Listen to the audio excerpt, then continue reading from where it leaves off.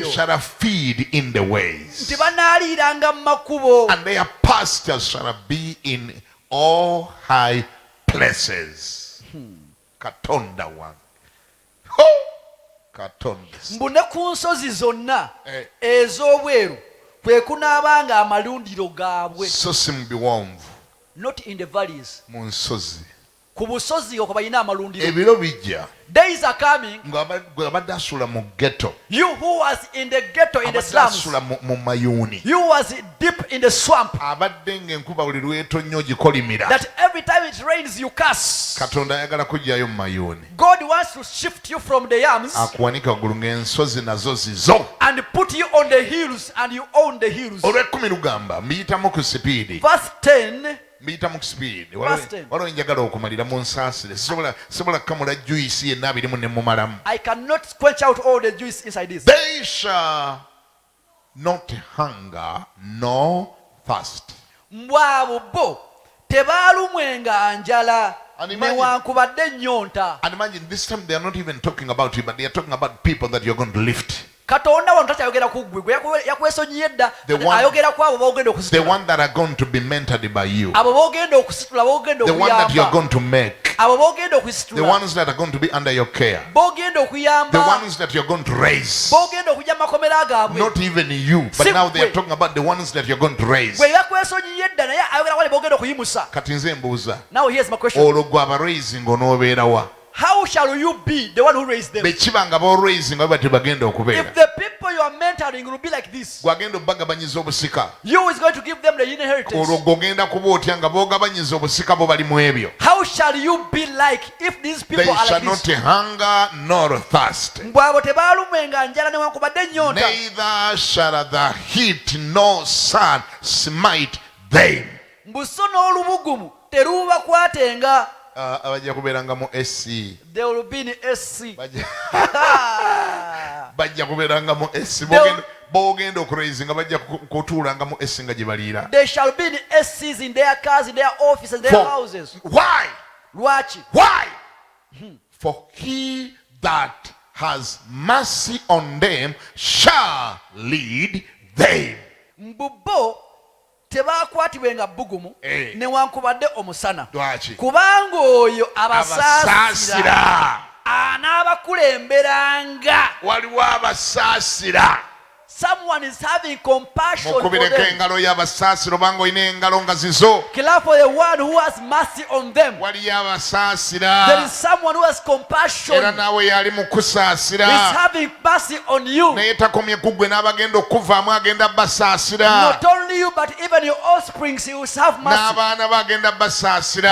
have compassion on your children. Oyo abasaasira. The one who shows mercy. Oba abantu abalala tebakusaasira, nnyina amawulire amalungi gy'oli, Katonda akusaasira. If other people are not showing mercy unto you, I have good news for you. The Lord is having mercy to you. Lekera okwegayirira abantu bakusaasire. Stop begging for mercy from Oba people. baagaana baveeko. If they refuse, leave them. Katonda yatonda eggulu n'ensi. The heaven, the creator of the heaven and the earth, Ali committed okusaasira. he is committed to have mercy on you. Oba abantu tebafaayo, If people are not caring, Katonda ayagala the kufaayo. Lord wants to care. Oba tebalaba by'oyitamu, If they're not seeing what you're going through, Katonda abiraba. the Lord is sees, Akusaasira. is having Teeka compassion. emikono waggulu muge Mukama webale okunsaasira. Raise your hand and say, Lord, thank you for having Webale compassion. okunsaasira ssebo. Thank you for showing mercy. Glory be to God. Amina. For he that has mercy on them shall lead them. Mbu kubanga oyo abasaasira anaabakulemberanga. Even by the springs of water shall he guide them. Mwera wali awali enzizi z'amazzi, Hey. eyo gy'anaabatwalanga. Come on, somebody say amen. Gambako nti amiina. Look at verse 11 just because of time. Olw'ekkumi n'olumu. Look at verse 11. 11. And I will make all my mountains away, Mbw era ndifuula ensozi zange zonna and okuba my ekkubo. highways shall be exalted. Mbw era n'enguudo zange zirigulumizibwa. Look at this. Laba kino And I will make all my mountains away. nti awabadde ensozi Hey. n'ateekangawo ekkubo Katonda wange. mu nsozi. Kale lirowoozeeko eri. Ah. Kale nkikulekedde ekyo kirowooze. Ekkubo ly'omu nsozi. Libeera lyakula litya? Ai!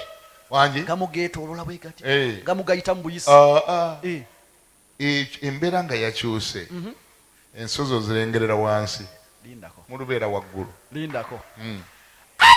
When the mountains are the way, you just see the mountains below you. abalala baziraba bati Oh, Jesus Christ. balulengera bati gwe olulebera wansi nga bagamba olunno lwolaba ye kirimanjaalo oyo The one which is Kilimanjaro. kati teebereza wa gy'obeera olwobeera mu ki Which people ku bodaboda olwobeera ku boda kwolulabira kizibu. wangi Si ku tractor.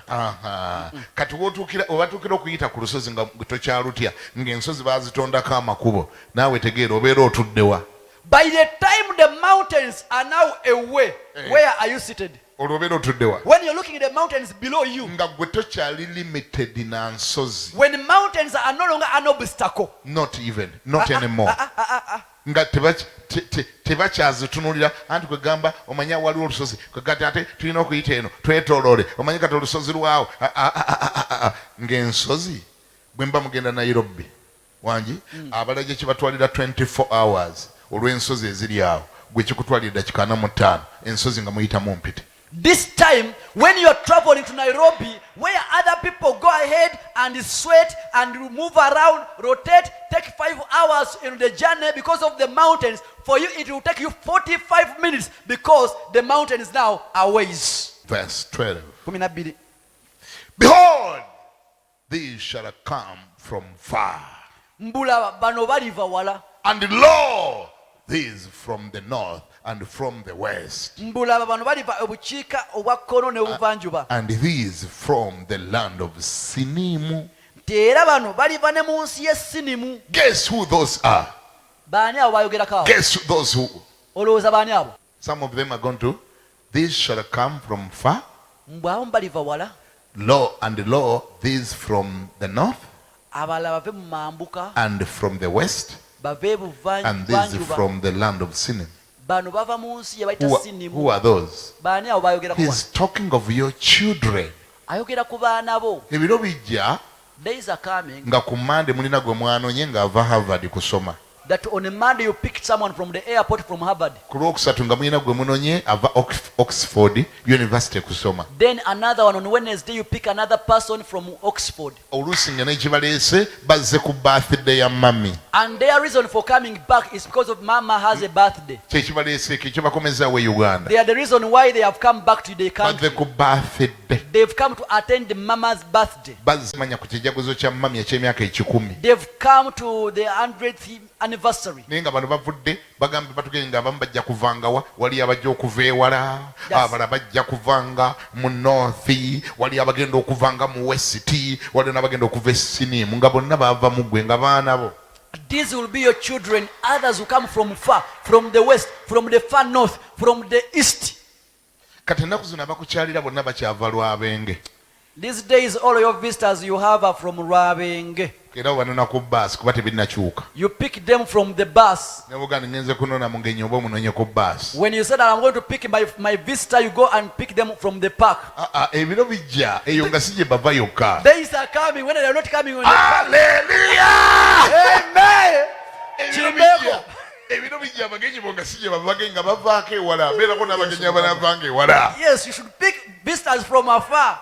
Simanyi wulira, behold, these shall come from far. Mbu banaavanga wala. You will have some others from far. Nga waliyo abavaako ewala. Simanyi wulira.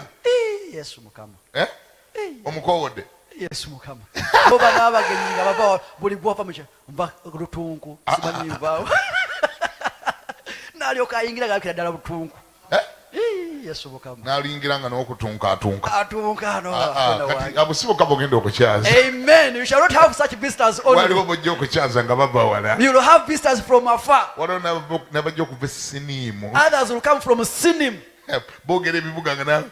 You know, They talk cities. you know, I flew yesterday from New York. Omanyi nabaddeko mu New York eggulo gye nabuse. Simanyi wulira nga babinyumiza mu nnyumba yo. When they are just having that Kampulira conversation. omuntu omuwakira ngambeko nti amiina. Amina. Is a connection Those are kind of connections. Katonda zayagala okuwa network zayagala okuwa. Those are kind of network God wants to give you. Language egenda kukyuka mu nnyumba yo. In your house, the language will change. Ng'abantu banyumya ebibuga bye walaba ng'obulabi ku TV nga bagamba gye baavudde maama eyo gye nabadde. They will be conversing on the cities you just watched on the TV. Kampulira omuntu bw'angambako nti amiina. Someone say amen. Verse 13. 13. It says, sing all heavens Yimba gwe eggulu. and be joyful all earth Ate gwe ensi sanyuka. and break forth into singing Baguka oyimbe. all mountains. Mwe ensozi. Why? Lwaki? For the Lord has comforted his people. Mbu kubanga Mukama asanyusizza abantu be. Mukama aviiriddeyo abantu be. The Lord has comforted his people. Mukama ayambye abantu be. The Lord has comforted his people. Mukama addiddemu abantu The be. Lord has answered his people. Mukama ajjukidde abantu be. The Lord has remembered his people. Kati bagamba sanyuka gwe ensi, Now they are telling, rejoice, O earth. musanyuke gwe eggulu, Rejoice, O heaven. baguka okuyimba gwe ensozi. Sing, shout, you mountains. Kati ensozi we zigenda okuyimbira, Now by the time the mountains sing, olwo ki ekinaaba mu nju oyo, what will be in your house? ki ekinaaba mu mutima gwo, What will be in your heart? maloboozi kyagana afulumanga mu nju What oyo. kind of voices will come from a house? Pate pate after party. Timbaga kumbaga. Obanga n'ensozi zigenda kubeegattako, If the mountains will join you, ate nga Katonda yaziragira, the Lord is commanding them. agamba sing all heavens Tikwe yimbe eggulu. and be joyful all earth Baguka n'essanyu gwe and ensi. break forth into singing Mubaguke muyimbe. all mountains. Mwe ensozi. Why? Lwaki? For the Lord has comforted his people. Kubanga Mukama asanyusizza And abantu. I would have mercy upon his afflicted. Nti alisaasira abadde banyigirizibwa. And will have mercy upon his afflicted. Nti alisaasira abo abadde bawonyaawonyezebwa.